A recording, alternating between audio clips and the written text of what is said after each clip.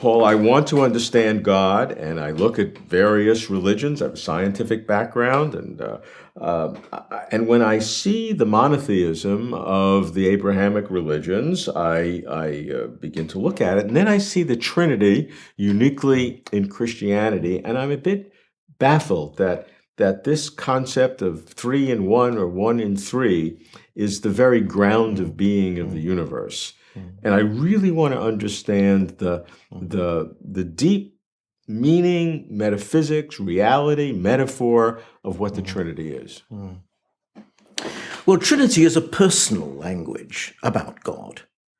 And when Christians are looking for ways of speaking as adequately as they can about God, realizing they can't speak about God literally, because God is unique and incomparable, but they're looking for the most adequate kind of language, the kind of language that can stretch to encompass a God who is both totally other than ourselves and yet intimately near to us. The technical words are often transcendence and immanence. So what sort of language can accommodate that otherness and yet nearness? And personal language seems to be the most adequate that we have. After all, the relations we have with others as persons are at the very heart of life. They're those in which we find the most intense possibilities and the fulfillment of our potential as human beings. So Trinity is talk about God as supremely personal, but it's not talking about God either as one personal being or three personal beings. That would be to make God simply a larger version of ourselves, to classify God with other things and other people in the world. God is not a being, but being itself, the very ground of being. But we can understand that beingness and that ground of being in personal terms, because persons exist in relations with each other. They give and they receive in relationship. So Trinity is about God who is a communion of loving relationships and setting up right relationships.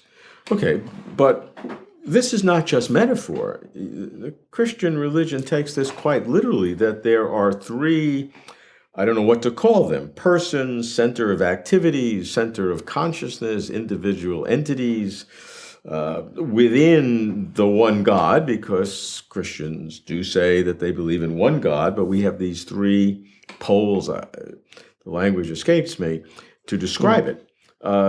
Some people say there are three persons, and you don't like that, to say three persons.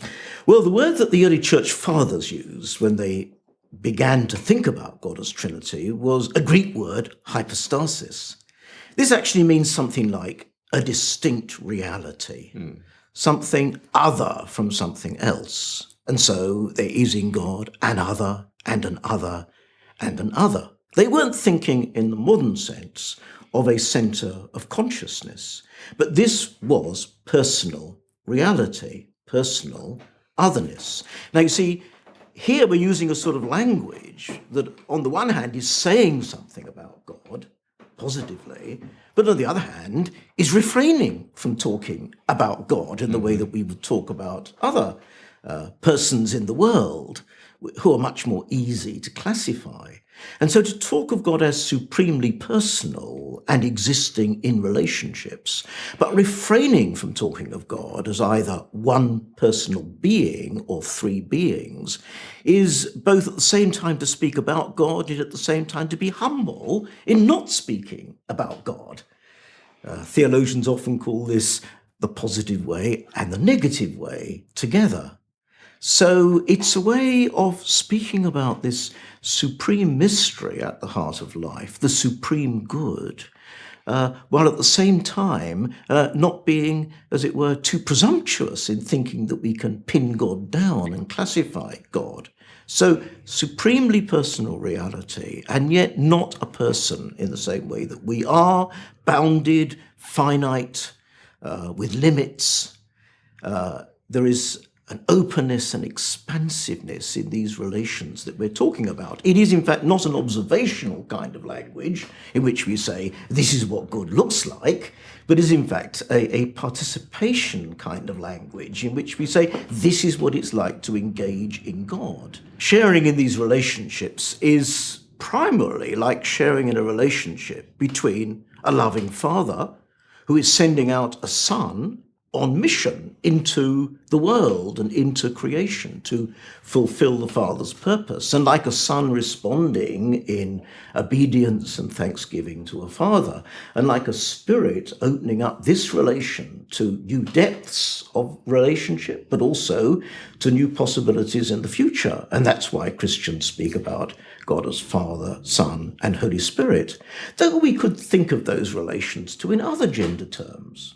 We could think about this being like relations between a mother and a daughter, or a daughter and a father, or a mother and a son. Depending upon the kind of human situation we're in, we can name these relationships in different ways, but at the heart of them, there is this movement of self-giving and of receiving of love. I appreciate your gender neutrality, but I'm baffled by why this number 3 is picked out. I mean, it seems like an odd number. Any number seems odd if you pick 2, if you pick 7, 100, 25,000. It's just an odd idea that the ground of being of the universe can be expressed in a number. Well, remember, we're not thinking in terms of human mathematics. This is not an exercise in arithmetic. And any talk about God is going to use images and pictures and metaphors, though we can have confidence that they point to the truth about God because God has disclosed God's self to us and made us in God's own image. So I say that to begin with, as it were, to set the scene of asking, well, why 3?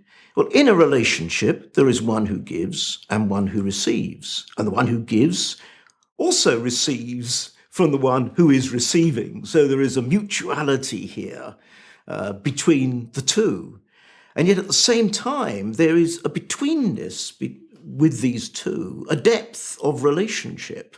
And there is an openness to the future that these two have together.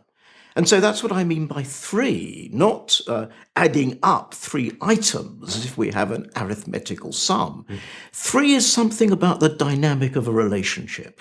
And that is what is at the heart of thinking about God, and indeed at the heart of the universe itself.